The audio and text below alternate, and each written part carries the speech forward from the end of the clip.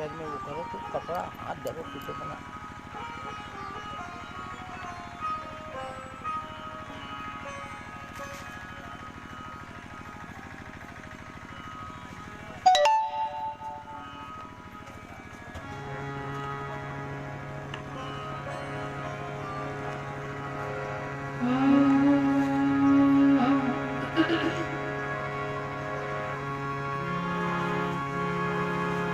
गजाननं भूतगणादिसेवितं कपित्थजम्बो फलचारुभक्षणम् उमासुतं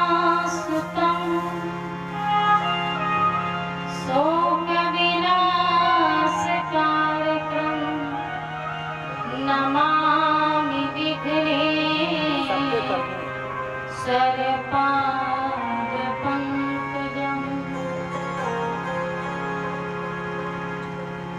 अतुलितबलधामं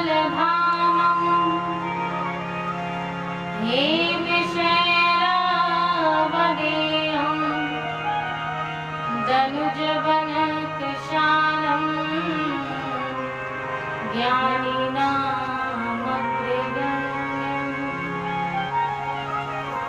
सकलं गुणनिधानं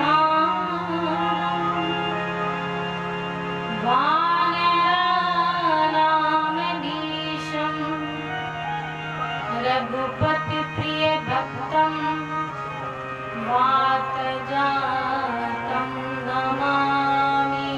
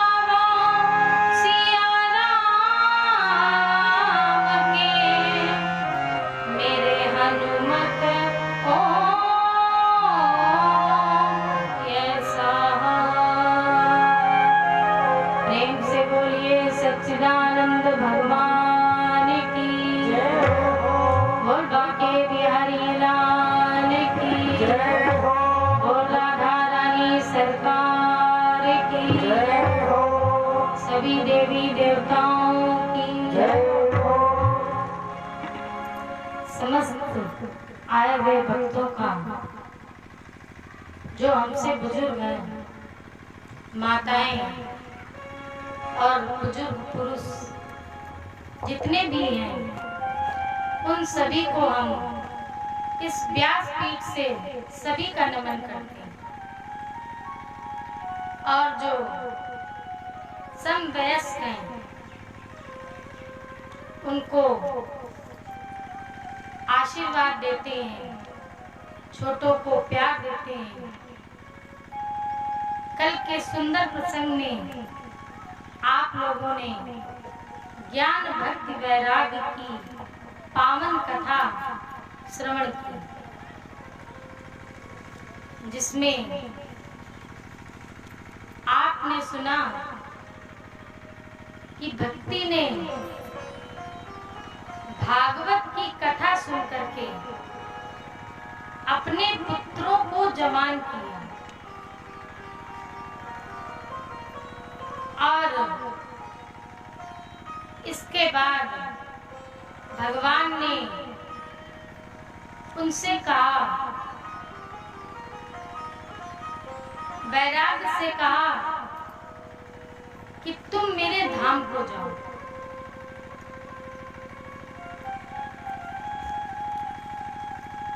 क्योंकि यहाँ पर कोई वैरागी नहीं है। और भक्ति से कहा, ज्ञान से कहा कि तुम भक्ति के साथ रहो, सदा निरंतर भक्ति की चेरी बनी रहो। इसके बाद आप लोगों ने भागवत की महिमा सुनी कि भागवत की क्या महिमा है। निगम कल्पतरो गलितं फलम्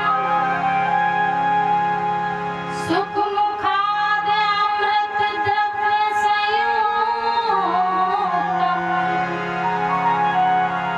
पिबत भागवतं रसमालयम् मुहुरो रसिका भुवि भावका। निगम कहते हैं वेद को। वेद रूपी कल्प वृक्ष की अत्यधिक पका हुआ ये फल है। कैसा फल है? आप लोग भी अनुमोदन किया करें। कैसा फल है ये? पका हुआ। और फलों को तो हम लोग पकाते हैं, लेकिन ये स्वयमेव पका हुआ फल है। कैसा फल है? स्वयमेव पका हुआ फल है। और वेद रूपी कल्प वृक्ष का, क्योंकि वेदों में जो श्रुतियां हैं उनको सब लोग नहीं पढ़ सकते। वेदों में जो श्रुतियां हैं उनको सब लोग नहीं पढ़ सकते और ना ही उनका हम लोग अर्थ निकाल सकते हैं। इसलिए वेद क्या है? एक फल है जिसका नाम क्या है? श्रीमद् भागवत महापुराण। कल आप लोगों ने इसका वर्णन सुना था व्यास जी के श्रीमुख से। और सुखदेव जी ने भी अपने मुख से इस फल को चखा है। एक दर्शन है कि मान लीजिए एक आम का पेड़ खड़ा है और तोता किस आम के पेड़ में अपनी चोंच मारेगा? किस फल में चोंच मारेगा? जो अत्यधिक मीठा फल होगा। जो अधिक मीठा फल होगा तोता उसी पर अपनी चोंच मारता है। अगर तोता थोड़ा फल उतर दे तो समझ लो कि ये सबसे मीठा फल है, और बिना आंख बंद करे हम वह फल खा सकते हैं, क्योंकि तोते ने उसमें अपनी चोंच मारी है। तो ये पक्का हो गया है, कंफर्म हो गया है कि इसमें मिठास है, क्योंकि जितनी पहचान तोते को है उतनी पहचान हम लोगों को नहीं है। सुखदेव जी की चोंच कौन से फल पर लगी? उसी मीठे फल पर। सुखदेव जी ने कोई ग्रंथ नहीं सुनाया। सुखदेव जी ने कौन सा ग्रंथ सुनाया? श्रीमद् भागवत महापुराण। आप लोगों ने कभी सुना है कि सुखदेव जी ने और भी कोई ग्रंथ सुनाया? सुखदेव जी ने जब कथा कही तो केवल श्रीमद् भागवत महापुराण की पावन कथा कही। इसलिए सबसे अधिक रस किस ग्रंथ में? श्रीमद् भागवत महापुराण। प्रेम से बोलिए राधे राधे। देखिए, राधे राधे जरूर बोलना चाहिए, क्योंकि जिस ग्रंथ की हम कथा सुन रहे हैं, व्यास जी ने इसकी रचना की और गणेश जी ने इसको लिखा। तो व्यास जी ने राधा जी को अपना गुरु माना है, इसलिए हम लोग राधा रानी को बीच में उनका राधे राधे नाम जरूर लिखते हैं। तो प्रेम से बोलिए राधे राधे। और संसार के जितने फल हैं उसमें ये रस नहीं है, लेकिन इस महापुराण में ये रस है। और ये रस कैसा है? अमृत द्रव्य संयुक्तम। भागवत के फल में क्या मिला हुआ? अमृत। क्योंकि ये फल, ये अमृत कैसा है? रसो वही सा, रस के साथ जुड़ा हुआ है और इसमें अमृत भी मिला हुआ है। तो अब करना क्या है? अच्छा बताओ, फल खाया जाता है कि फल पिया जाता है? आप लोग बताएं, फल खाया जाता है कि फल पिया जाता है? माताएं भी हमारी बोले, बिल्कुल संकोच नहीं करेंगी। है महाराज? फल खाया जाता है, लेकिन जब फल में रस है, अमृत है, तो पिबत भागवतम।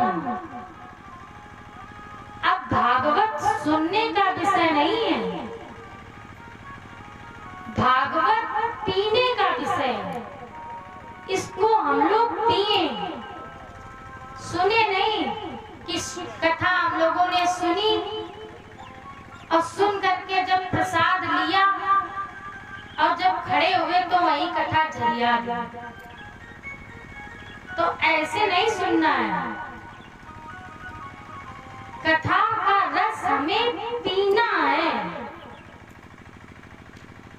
रस मालयम, रस आलय, ये रस का घर है। श्रीमद् भागवत महापुराण क्या है? ये रस का घर है, आलय है।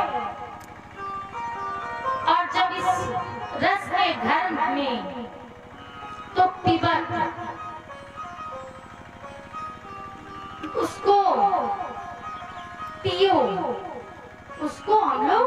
पिए। अब मुख से पीना है कि कानों से पीना है? भाई मुख से पिएंगे कि कानों से पिएंगे, आप बताएं। बिल्कुल सही कहा आपने। करें श्रवण पुट पान, इस अमृत को, इस रस को हम लोग कहां से सुनेंगे? कानों से। अब कथा में आए हैं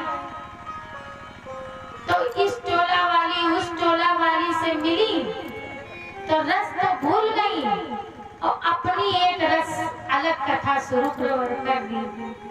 तो ऐसा नहीं है। अगर हम कथा सुनने के लिए आए हैं तो कथा में बैठकर हम इधर उधर की बातें ना करें। करें श्रवण पुट पान, कानों के माध्यम से इस रस को हम लोग पिए, ग्रहण करें। प्रेम से बोलिए। और कानों को क्या बनाए? कानों को क्या बनाए? दोने। और उन दोनों से इस कथा को पिए। मुहुर रहो, मुहुर रहो शब्द का अर्थ है एक बार नहीं, बार बार जब पिएंगे तब हमें इसका रस, इसका अमृत तब हमें समझ में आएगा। क्योंकि जितना ही पियोगे उतना ही आनंद बढ़ेगा। भाई जितनी ही कथा अच्छी हम लोगों को लगेगी तो उतना ही रस बढ़ेगा और दूसरे दिन मन करेगा कि जल्दी चले, नहीं जो प्रसंग है कहीं छूट न जाए। तो किस प्रकार से पिए? ऐसे पिए कि जैसे भगवान के रस को हम लोग, अमृत को, श्रीमद् भागवत महापुराण की कथा को अमृत बना करके पिए। और इसको बार बार पिए। मैं आपसे एक निवेदन करूंगा। करोड़ों रुपए की फिल्म बनती है, करोड़ों रुपए की फिल्म बनती है और खूब चलती है। और चलने के बाद जब दूसरी फिल्म बन करके आ जाती है तो पहली वाली उतर जाती है। पहली वाली का रंग फीका हो जाता है और दूसरी वाली का रंग चढ़ जाता है। और बच्चे कहते हैं, बालक कहते हैं कि वहाँ नटराज में बहुत अच्छी पिक्चर लगी, चलो देख आए चलते। तो कुछ बालक कहेंगे कि अरे देखने से कोई फायदा नहीं है, अब वो पिक्चर बिल्कुल बेकार हो गई है, अब एक नई पिक्चर आई है वो देखो। तो फिल्में तो बहुत पैसा धन खर्च होता है, करोड़ों रुपए खर्च होकर के बनती है, लेकिन फिर भी पिट जाती है। लेकिन ये श्रीमद् भागवत महापुराण की कथा, रामचरितमानस की कथा, गीता के श्लोक, महाभारत की कथा आज तक पिटी नहीं है। जब हम लोग सुनते हैं तो नित्य नूतन नई नजर आती है। प्रेम से बोलो। और जितनी बार सुनेंगे, चाहे हम इसको एक बार नहीं करोड़ों बार सुने, तो हमें क्या मिलेगा? हमें आनंद मिलेगा, रस प्राप्त होगा, नई नई कथाएं सुनने को मिलती हैं। तो मुहुर रहो रसिका भुवि भावुका। तो हम लोग कैसे बन जाएं? कैसे श्रोता बने? रसिक। भगवान की कथा को सुनने के लिए हम लोग रसिक श्रोता बने। और जब भगवान की कथा का स्वाद मिल जाएगा तो फिर दूसरा स्वाद हमें अच्छा नहीं लगेगा। मान लीजिए किसी बालक का जन्म हुआ, तो जब बालक का जन्म होता है तो क्या उसको स्वाद की पहचान होती है?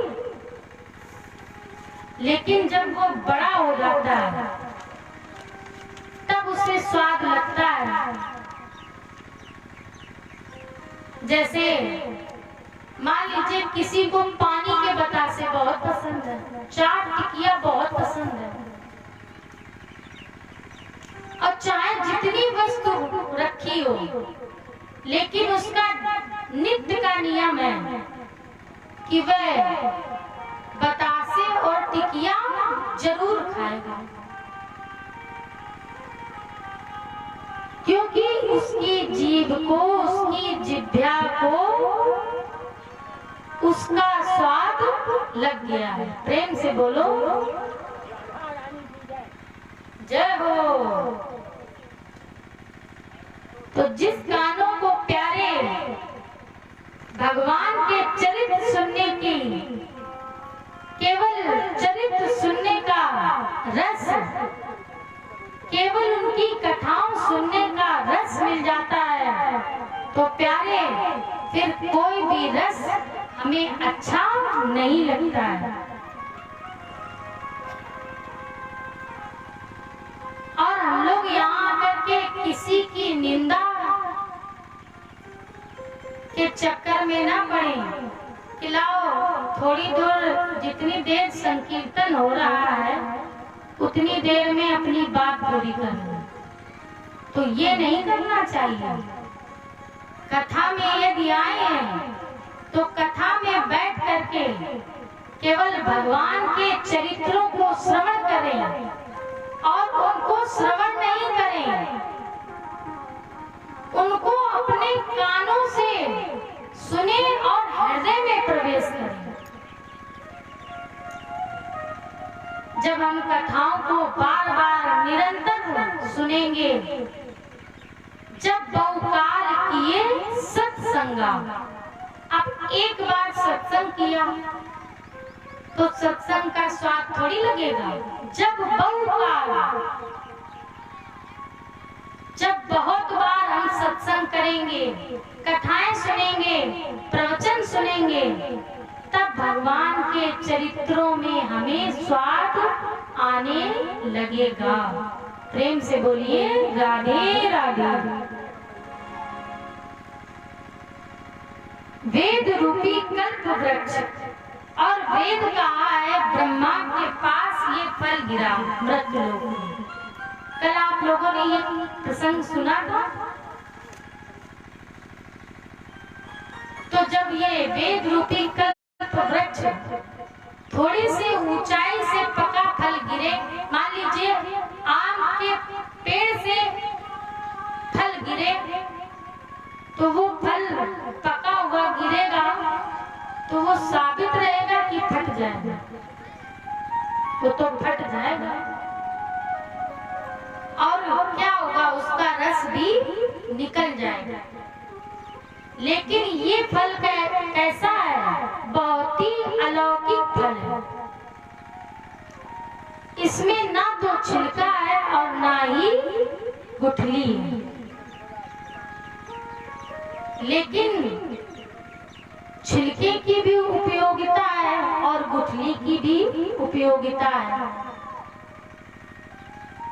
संसार के फल में छिलका रस, छिलका जो है वो रस को रोकता है। संसार का जो फल है तो छिलका क्या काम करता है? रस को रोकता है, पकड़ता है। छिलका क्यों रोकता है? रस रोकने के लिए। छिलका क्यों होता है? रस रोकने के लिए। और गुठली क्यों होती है? क्योंकि गुठली से बीज बनता है, बीज के द्वारा दूसरे पेड़ की उत्पत्ति होती है, दूसरे वृक्ष को जन्म देती है। ध्यान से आप लोग सुनिएगा। भागवत एक ऐसा फल है जिसमें ना तो गुठली है और ना ही छिलका है। और हम लोग क्या करते हैं? हम लोग जब फल खाते हैं तो क्या करते हैं? छिलकों को फेंक देते हैं और रस को पी लेते हैं। लेकिन भागवत, श्रीमद् भागवत महापुराण में फेंकने योग्य, त्यागने योग्य, छोड़ने योग्य कोई भी वस्तु नहीं है। और एक बात स्पष्ट करूं कि इसमें गुठली भी नहीं है। और गुठली होती तो आज नहीं 20 साल बाद दूसरा पेड़ जरूर तैयार होता। अगर इसमें गुठली होती तो श्रीमद् भागवत के अलावा भी कोई पुराण जरूर रचा जाता। प्रेम से बोलिए, आपको कथा समझ में आ रही? लेकिन आज तक कोई दूसरा पुराण नहीं रचा गया। तो भागवत एक ऐसा फल है, ऐसा वृक्ष है जो आज तक इसकी उपमा किसी ने भी दोबारा नहीं लिख पाई। पुराणेश तिलका, ये पुराणों में सर्वश्रेष्ठ है, तिलक है। समस्त पुराणों में ये तिलक है। श्रीमद् भागवत जैसा दूसरा ग्रंथ कहीं नहीं है, कभी भी दूसरा उत्पन्न नहीं हुआ।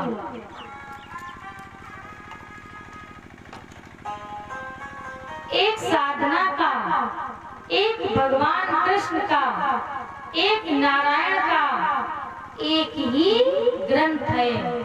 इसको कहते हैं श्रीमद् भागवत महापुराण। एक और चिंतन लें।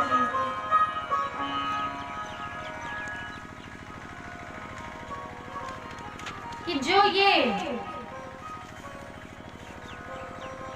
फल है ये कहां से आया? ये ब्रह्मलोक से चला। कल आप लोगों ने कथा सुनी, हमारी माता जी को कथा याद है, तो बड़े ही ध्यान से माता जी ने कथा सुनी। ये फल ब्रह्मलोक से नीचे गिरा। तो आप बताइए ये फल फटेगा कि बच जाएगा? बताएं भाई।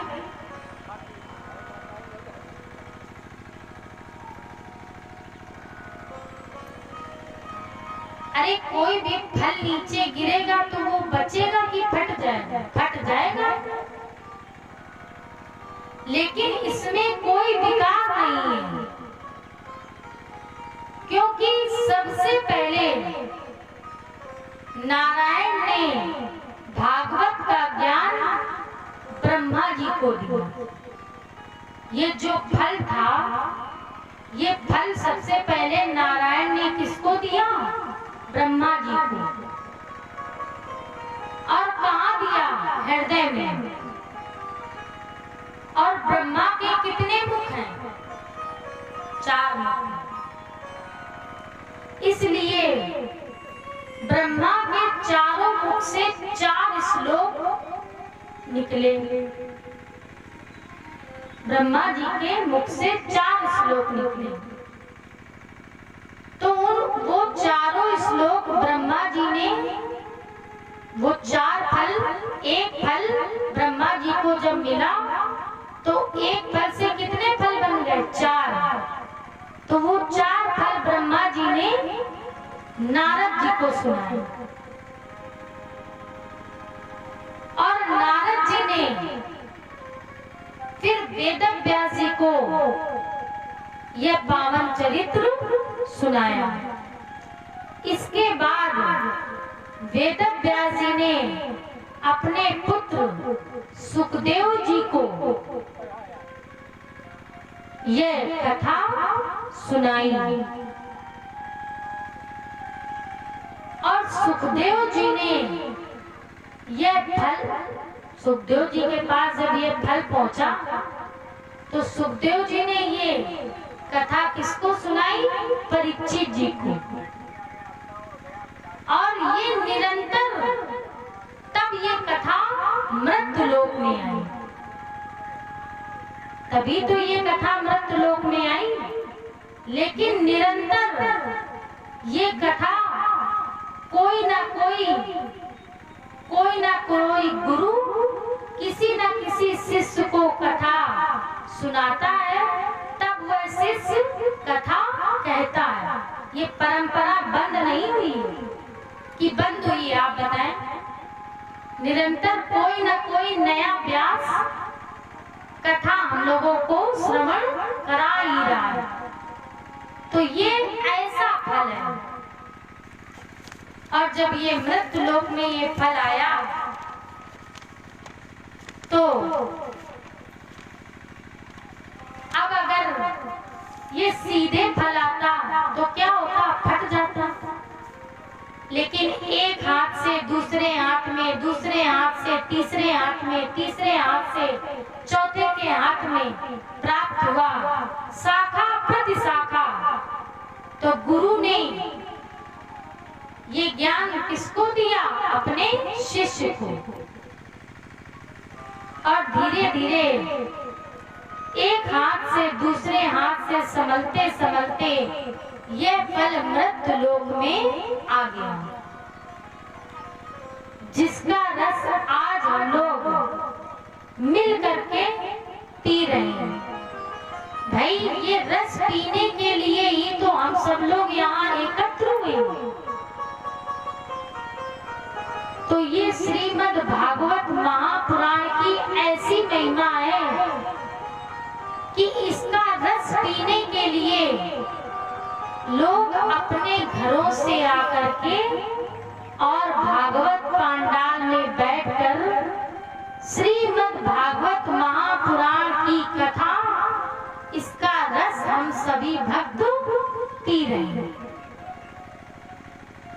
और भागवत के सुंदर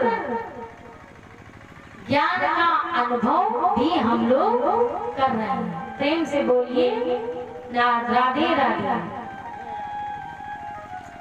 देव ऋषि नारद ने बड़े भाव के साथ एक बात पूछी कि महाराज आपने बताया कि पापी से भी पापी पुरुष, दुष्ट से भी दुष्ट पुरुष, अत्याचारी से भी अत्याचारी पुरुष, दुराचारी से भी दुराचारी पुरुष यदि भागवत की कथा सुनता है तो वो भी भव सागर से पार हो जाता है। नारद जी बोले सनत कुमारों से, सनत कुमार कथा सुना रहे थे नारद जी को, तो नारद जी बोले सनत कुमारों से कि प्रभु हमें तो पूर्ण विश्वास है, हमें पूरा विश्वास है, क्योंकि हमने अपने नेत्रों से अभी अभी चमत्कार देखा है। क्या चमत्कार देखा? ज्ञान, वैराग और भक्ति को मुक्ति प्रदान की।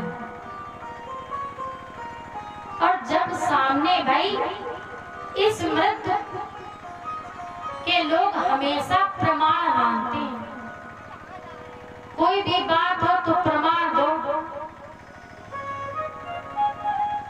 तो नारद जी कहते हैं कि आपने ज्ञान, भक्ति, वैराग का कल्याण किया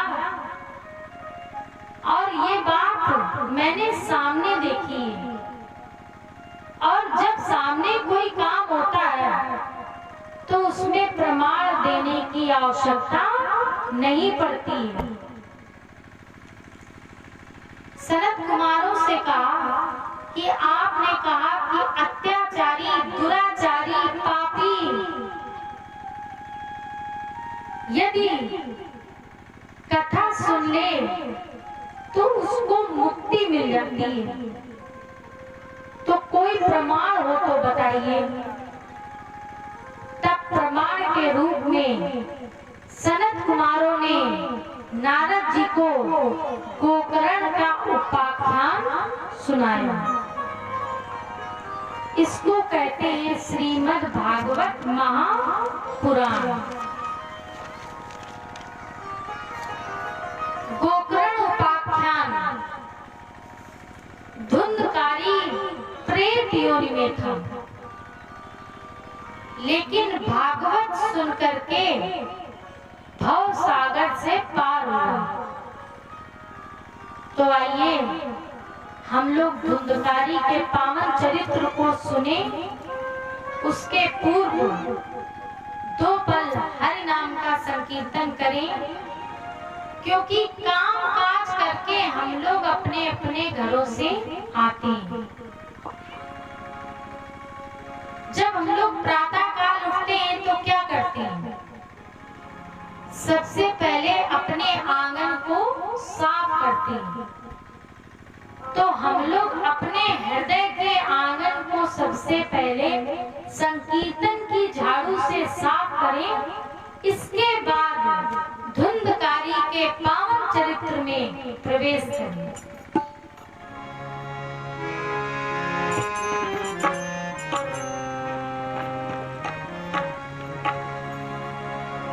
श्री कृष्ण गोविंद हरे मुरारी, हे नाथ नारायण वासुदेवा। श्री कृष्ण गोविंद हरे मुरारी, हे नाथ नारायण वासुदेवा। श्री कृष्ण गोविंद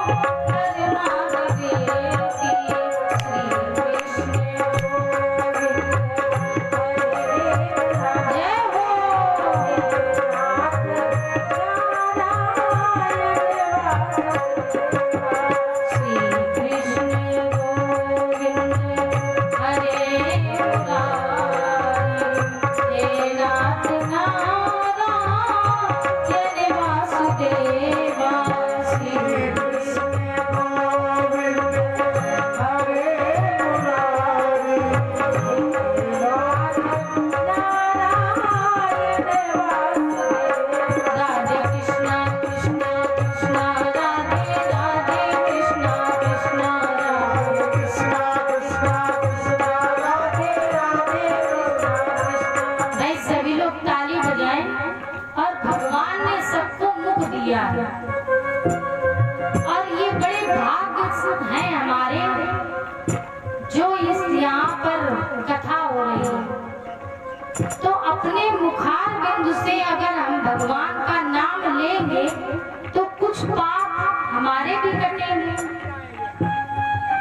तो यदि पाप काटने हैं तो भगवान के संकीर्तन में ताली और मुख से भगवान का नाम लें और सभी लोग ताली बजाएं।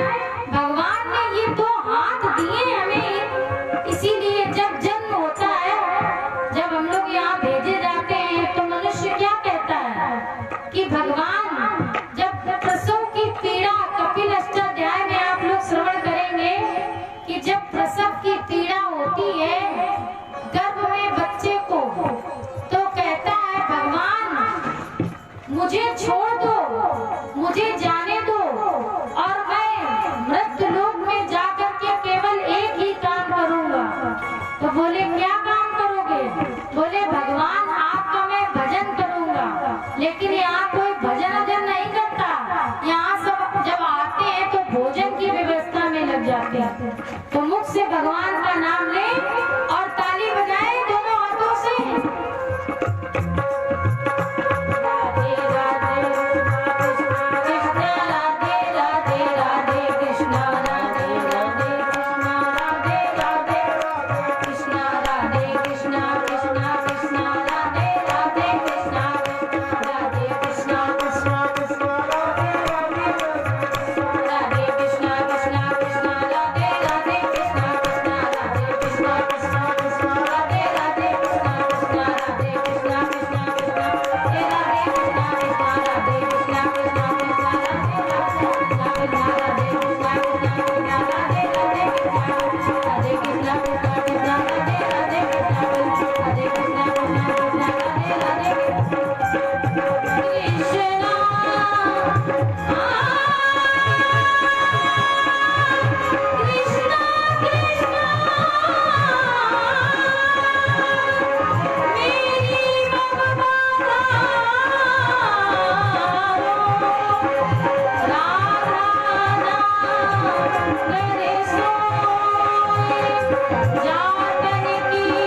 राधे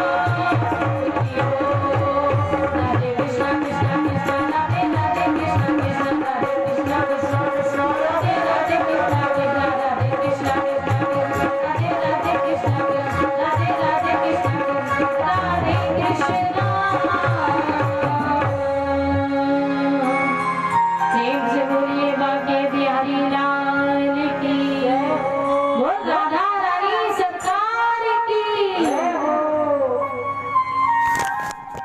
हरिद्वार के पावन क्षेत्र में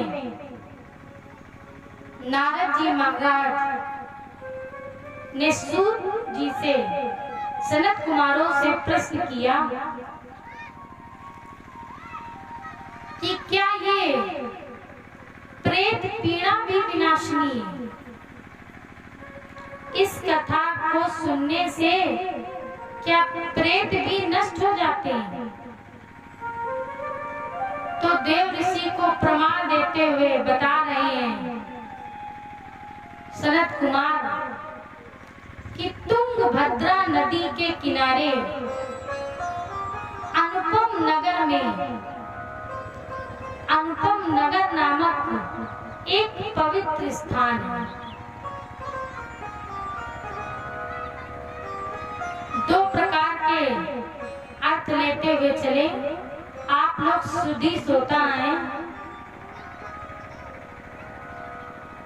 भागवत में एक तो भागवत पूरी हमारे शरीर पर गठित होती है,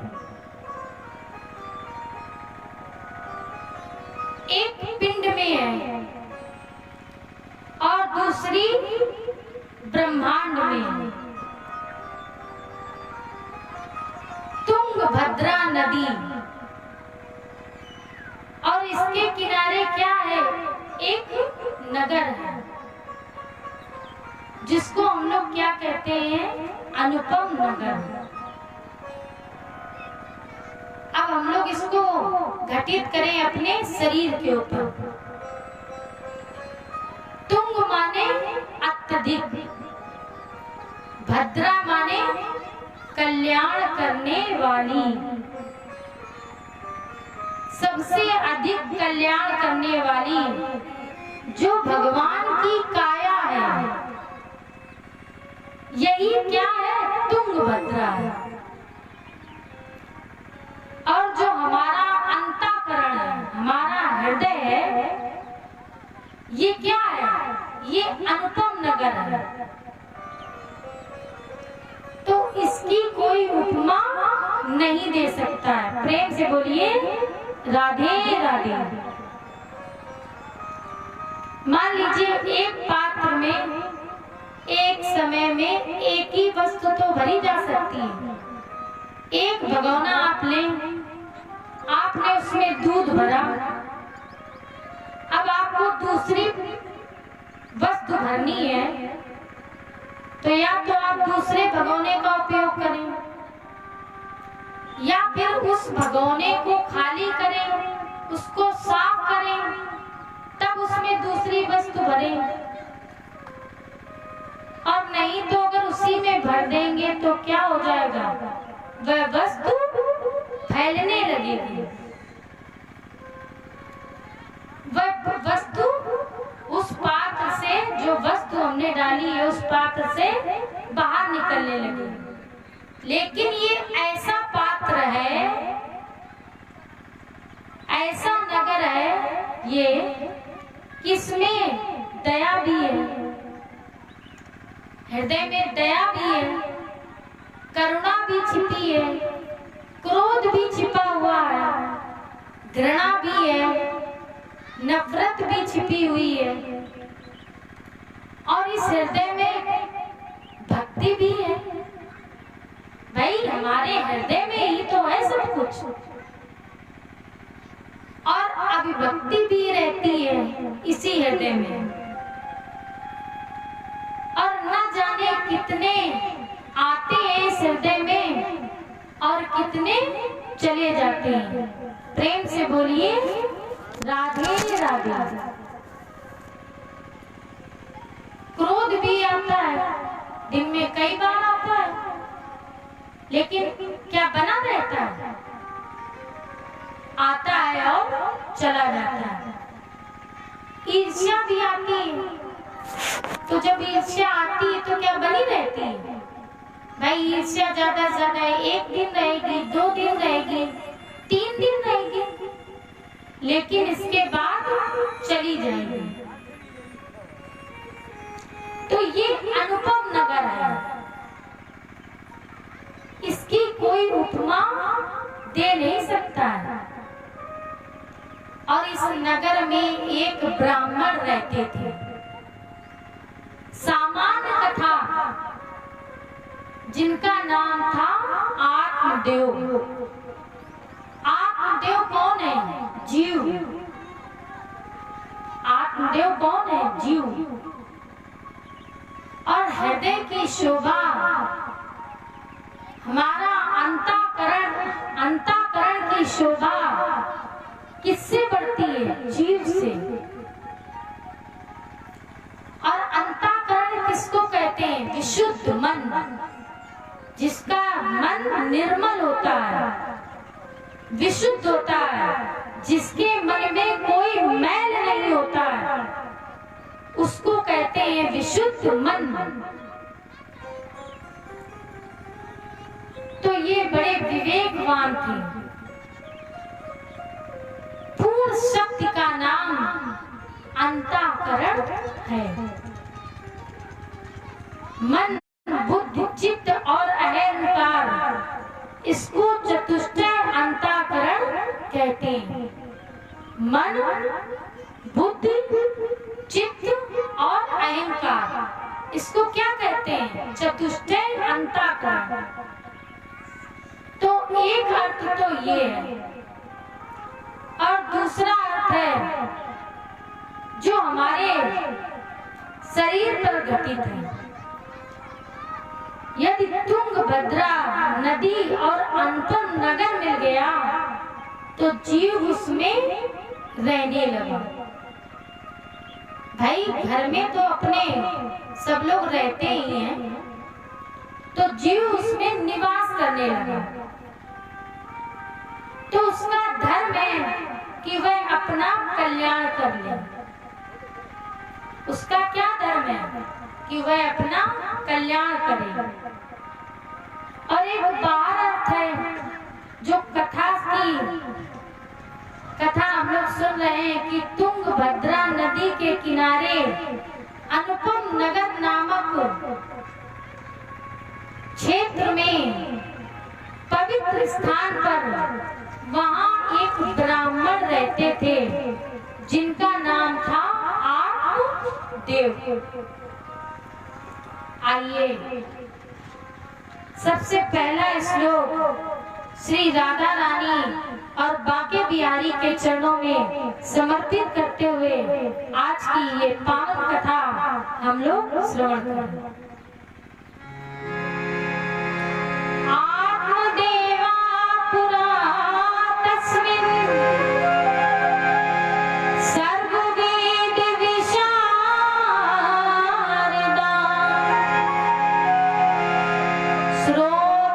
श्रोतेष्मात्रेषु निषिद्धात् दुतीव इव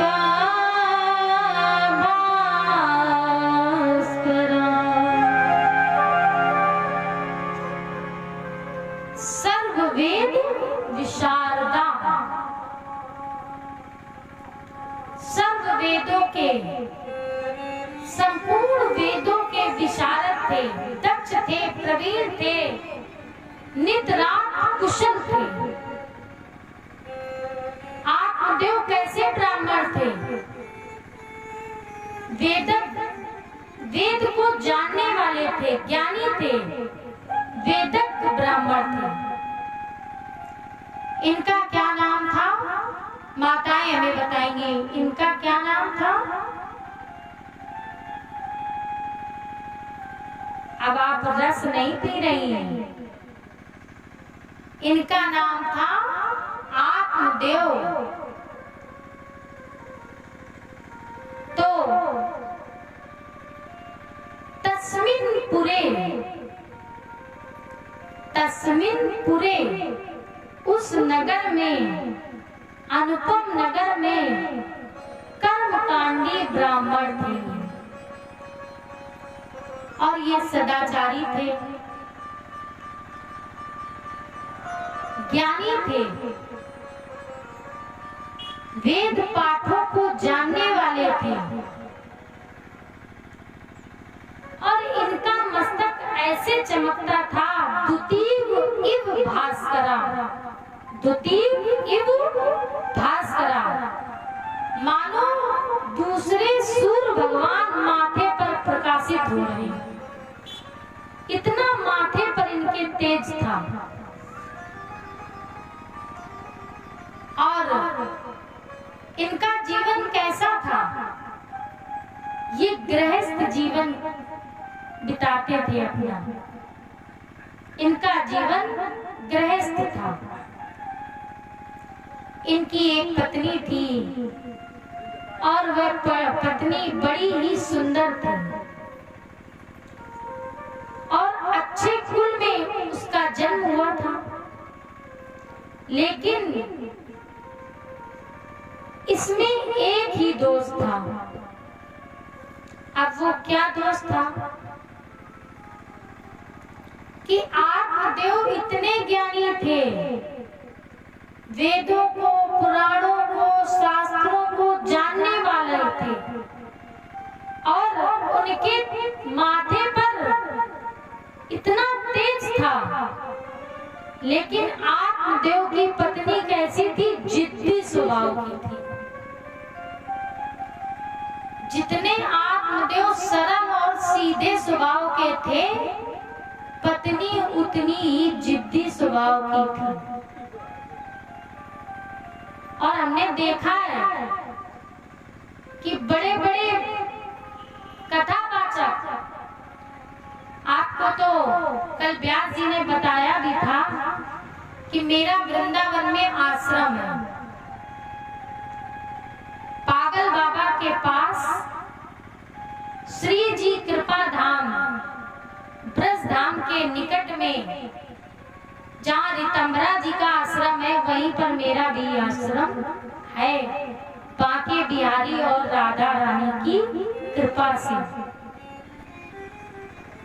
तो हमने बड़े बड़े वक्ताओं को देखा है कि जब मंच पर बैठते हैं तो ऐसा लगता है कि उनसे ज्यादा ज्ञानी कोई नहीं है, लेकिन जब पत्नी के सामने आते हैं तो पसीना छोड़ देते हैं। ये हम सत्य प्रमाण देते हैं, हम गद्दी पे बैठकर झूठ नहीं बोलते, सत्य कह रहे हैं। बड़े बड़े ज्ञानी जिनके सामने सब हार जाते हैं, और वो किसके सामने हारते हैं? अपनी पत्नी के सामने। प्रेम से बोलिए राधे राधे। ये जिद्दी स्वभाव की थी, और इसका नाम क्या था? इसका नाम था धुंधली। धुम धुम करोत यस्मिन सा धुंधली, जो बुद्धि को, जीव को, आत्मा को धुंधला कर दे, मतलब जिसको देख करके आदमी सूख जाए, ऐसी पत्नी का क्या नाम था? धुंधली। उस माया का नाम था धुंधली। और आत्म देव जीव है, तो धुंधली कौन हो गई? माया हो गई। भाई पत्नी कौन हुई? पति की क्या हुई? पत्नी तो हुई। तो ऐसे जीव की क्या हो गई? माया। तो ये बड़ी जिद्दी स्वभाव की थी, लेकिन माया की बात किसको माननी पड़ती है? जीव को। और हम लोग कथा किसकी सुन रहे हैं? भगवान कृष्ण की। तो कृष्ण की कथा में, ठाकुर जी की कथा में, शालिग्राम की कथा में तुलसी दल तो डालने बहुत जरूरी है। तो आइए एक तुलसी दल डालते हैं, सुनिए आप लोग। विरत सदा माया कर प्रेरणा,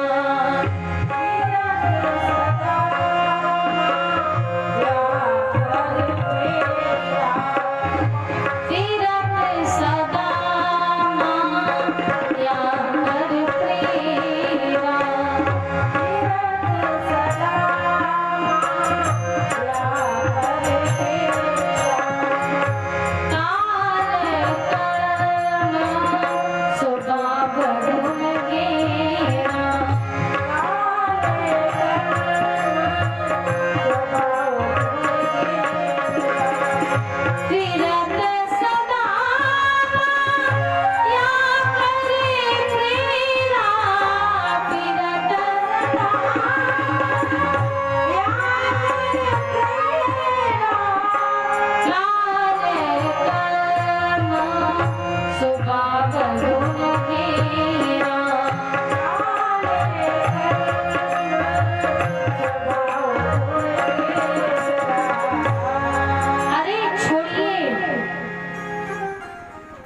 जीव की बात तो छोड़ दीजिए। फिरत सदा माया कर प्रेरणा। अरे और तो छोड़िए, वो नारायण भी जब इस संसार में आते हैं तो माया मृग के पीछे दौड़ते हैं। केवल किसके कारण? माया के कारण। सीता ने ही तो भगवान से कहा था कि इसकी मृग छाला मुझे चाहिए, तभी तो भगवान मृग छाला लेने के लिए गए थे।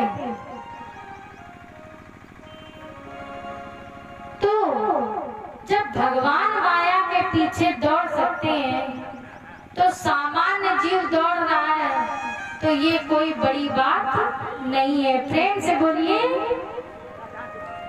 देखिए, कथा का समय हो गया, शायद हो गया, और प्रसंग अभी बिल्कुल भी चला है।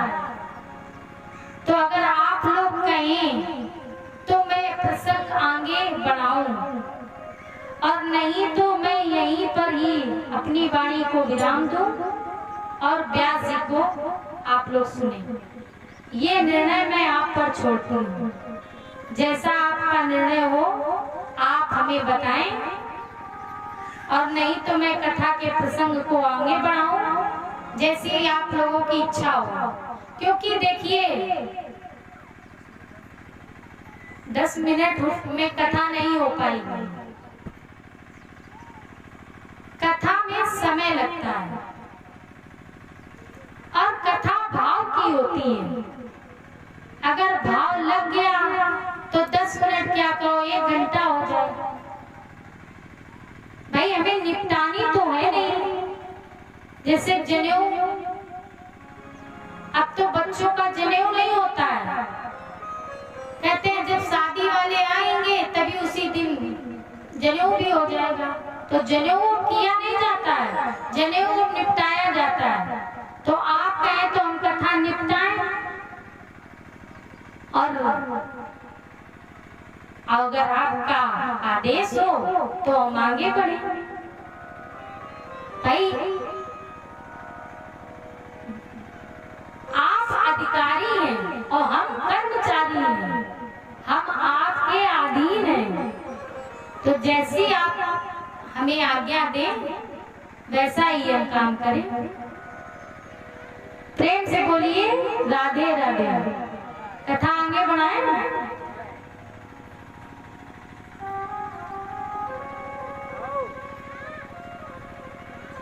थोड़ा कथा का बढ़ा दीजिए।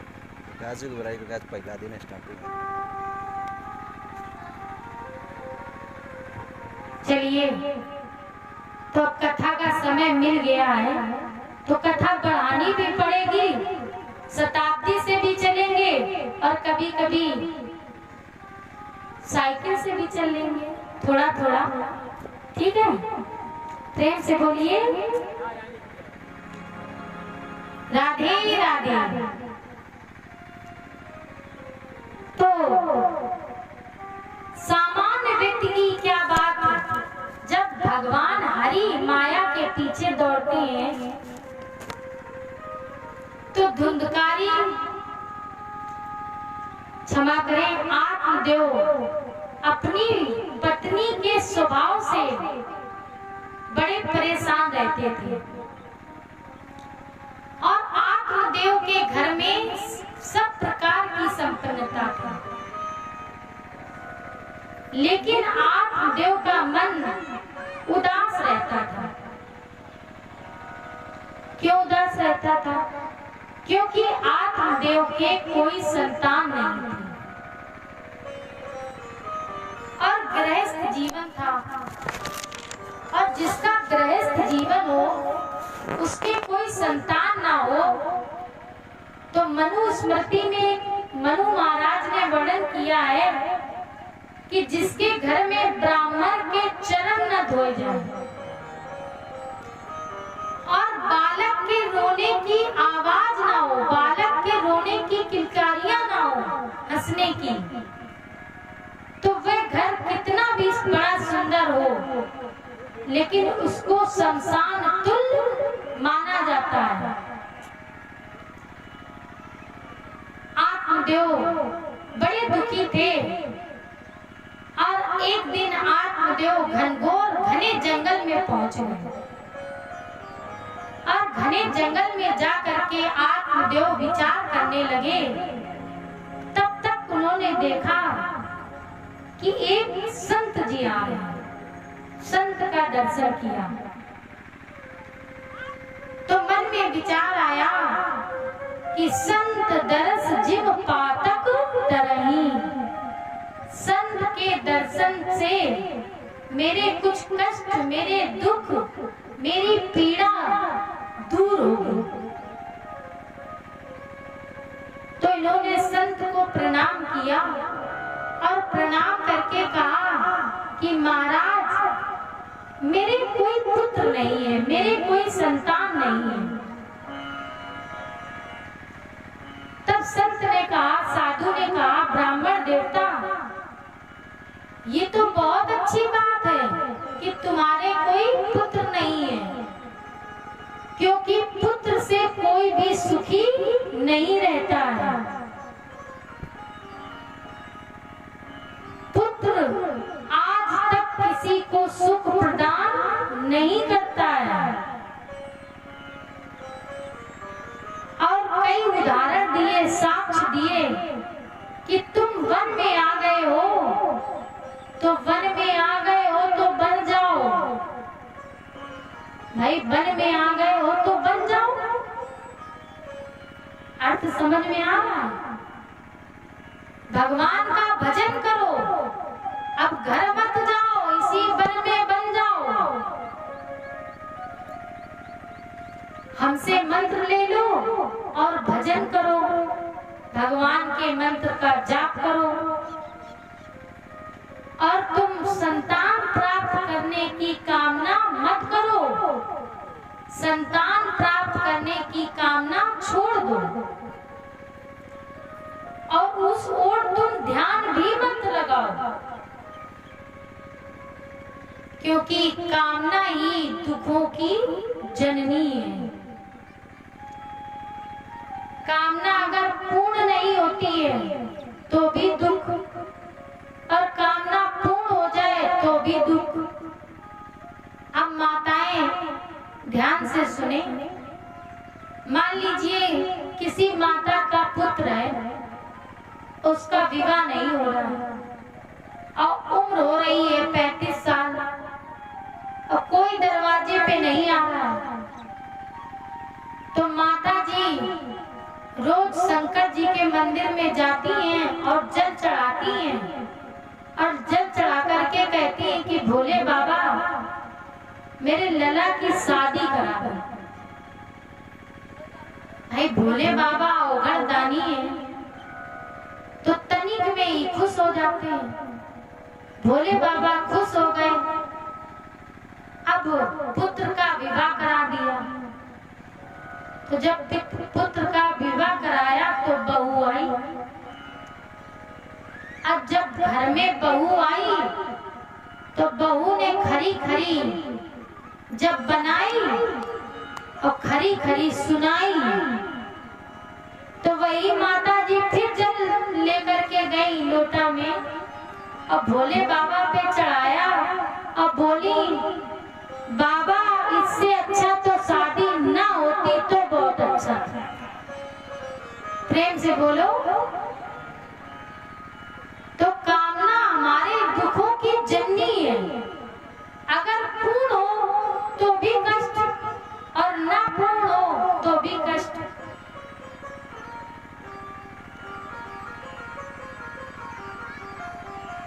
संत ने बहुत समझाया,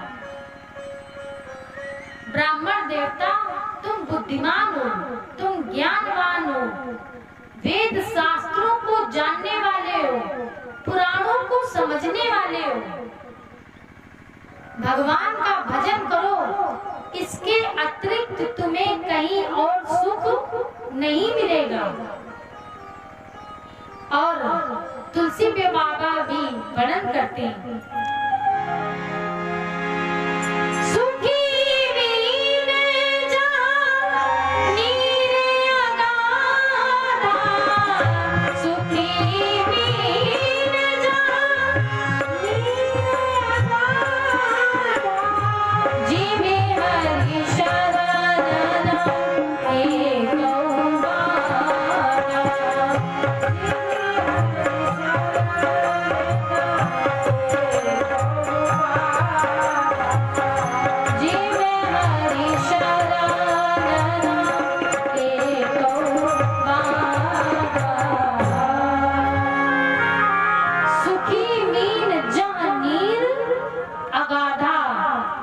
मछली सुख का काम वो करती है जहाँ पानी अत्यधिक होता है, जल अत्यधिक होता है,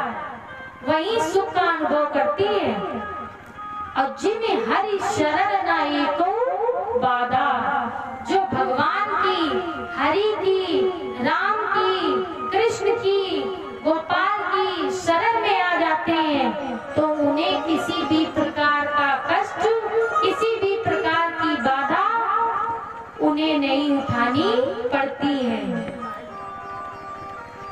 कोई संकट नहीं आता। राजा चित्रकेतु के संत कथा सुनाते हैं कि राजा चित्रकेतु के 1 करोड़ रानियां थी, लेकिन उनके कोई संतान नहीं थी। बहुत समय व्यतीत हुआ तो एक पुत्र उत्पन्न हुआ और जिनके 1 करोड़ रानी में एक रानी के एक पुत्र उत्पन्न हुआ तो ये रानियां विचार करने लगी कि जिस रानी के पुत्र हुआ है अब राजा उसी को बहुत अत्यधिक प्रेम करेंगे, हमसे तो प्रेम करेंगे नहीं।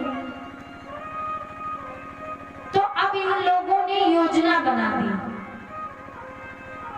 और उस नवजात शिशु को जहर दे करके मार दिया। तो राजा चित्रकेतु के पुत्र नहीं था तब तो कष्ट था, लेकिन पुत्र मिल करके चला गया अब तो अपार कष्ट है। लेकिन ब्राह्मण देवता के बात समझ में नहीं आई। तब ब्राह्मण देवता ने, संत ने ब्राह्मण देवता को एक फल दिया और कहा कि ये फल ले जाकर के तुम अपनी पत्नी को खिलाना तो तुम्हें संतान अवश्य प्राप्त होगी। ब्राह्मण ने कहा कि मैं जो गाय पालता हूँ वो भी मेरे दरवाजे आकर के बांध हो जाती है, वो भी बछड़े या बछिया को जन्म नहीं देती है। जब बहुत प्रार्थना की तब संत ने कृपा की और एक फल प्रदान किया और कहा ये फल ले जाकर के तुम अपनी पत्नी को देना, लेकिन अपनी पत्नी से कह देना कि बहुत ही स्वच्छता से नहा धो करके, स्वच्छ वस्त्र पहन करके और भगवान का ध्यान करके, उनका स्मरण करके तुम इस फल को खाना। आत्मदेव ने उस फल को लिया और बड़ी प्रसन्नता से लेकर के आत्मदेव अपने नगर को वापस आ गए और धुंधली से कहने लगे प्रसन्नता से कि धुंधली यहाँ आओ, देखो संत का मुझे आशीर्वाद मिला है।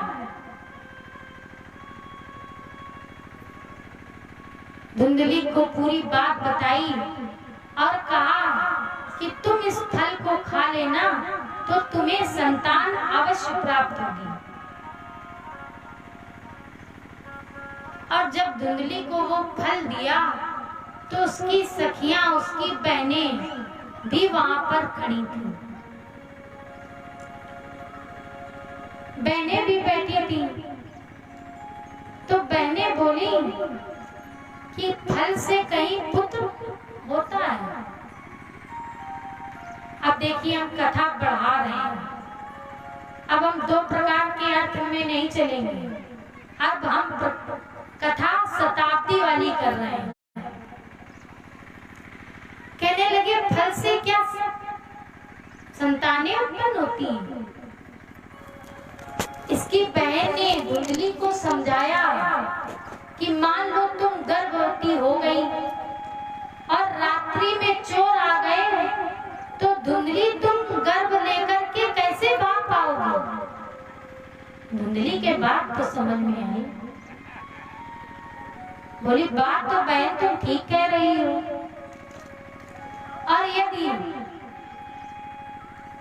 में आग लग गई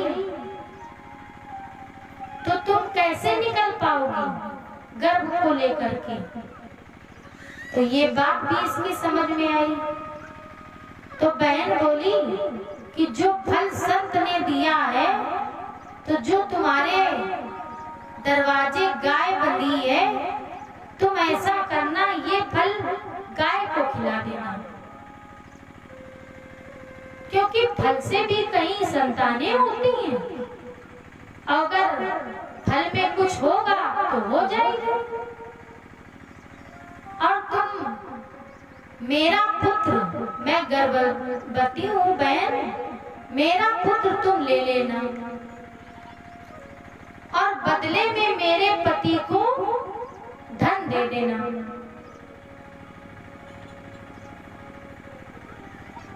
तो कहने लगी, बात तो बहन सही कह रही है। तो इसने क्या किया, जब आत्मदेव ने पूछा तो ये झूठ बोल गई और बोली कि मैंने फल खा लिया, और वह फल इसने गाय को खिला दिया।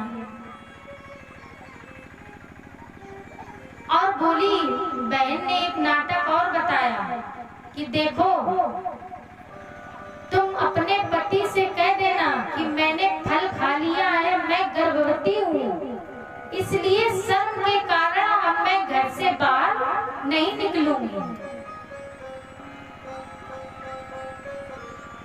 तो आत्मदेव इतने सरल स्वभाव के थे कि अपनी पत्नी की सब बात मान गए। जब आत्मदेव सब बात मान गए तो धुंधली ने वो फल गाय को खिलाया। और देखिए, आत्मदेव श्लोक हमने पढ़ा था कि सर्ववेद विशारदा, सर्ववेद के विशारद थे, वेदों के ज्ञाता थे। इनको वेद पुराण का ज्ञान था, लेकिन पुत्र के मोह में ये सब ज्ञान भूल गए। धुंधली के थोड़े ही दिनों बाद धुंधली के बहन के पुत्र हुआ, और वह पुत्र चोरी से इसने मंगवा लिया। और जब पुत्र चोरी से मंगवा लिया तो धुंधली अपने पति से कहती है कि मेरे स्तनों में दूध नहीं है, और यदि इस बालक को दूध नहीं मिला तो ये बालक जीवित नहीं रह सकेगा। लेकिन इतने सरल स्वभाव के थे कि इनकी बुद्धि पुत्र के मुंह में मारी गई, ने समझ में नहीं आया कि परमात्मा पुत्र बाद में देते हैं और दूध की व्यवस्था पहले करते हैं। तो इसने कहा कि अगर आपकी आज्ञा हो तो मेरे बहन के भी एक पुत्र हुआ था जो ब्रह्मलोक को सिधार गया, तो यदि आप आज्ञा दें तो मैं अपनी बहन को बुलवा लूं, तो पुत्र भी बच जाएगा। पुत्र मोह में आत्मदेव इतने अंधे हो गए कि उन्होंने ये आज्ञा दे दी, और धुंधली ने अपनी बहन को बुलवाया। नारद जी को कथा सुनाते हुए सनत कुमार बोले कि 3 महीने का समय व्यतीत हुआ और गौ माता ने भी एक सुंदर आभा से आकृत, संपूर्ण देवताओं की आकृत के समान एक सुंदर पुत्र को जन्म दिया, एक बालक को जन्म दिया। अब तो आत्मदेव को 2 पुत्र मिले, और आत्मदेव के खुशी का कोई ठिकाना नहीं रहा। अब नामकरण का संस्कार आया। पहले आचार्यों के द्वारा नामकरण किया जाता था। अब जमाना बदल गया है। अब जमाना कैसा आ गया है? नया जमाना आ गया है। अब माताएं कहती हैं, बूढ़ी माताएं, बूढ़े बुजुर्ग हमारे कहते हैं कि पुत्र पैदा हुआ है, हम तो अपने नाती का नाम रखेंगे श्री नारायण। तो अंदर से बहू बोलती है कि बहू कहती है, अरे हमें लगता है ये बुढ़े सठिया गए हैं, श्री नारायण रखेंगे। अरे नाम स्मॉल नेम रखने चाहिए। बोले कैसे? बोले 1 2 3 का पता ही नहीं। बंटी, बबली, जूली, पूसी, ऐसे नाम रखने चाहिए, स्मॉल नेम। तो अब बूढ़ी माताओं की नहीं चलती है, अब किसकी चलती है? नई बहुओं की। अब बूढ़ी माताएं बेचारी क्या करें? अगर नई बहुओं की नहीं चलेगी तो रात्रि का भोजन बंद। प्रेम से बोलिए राधे राधे।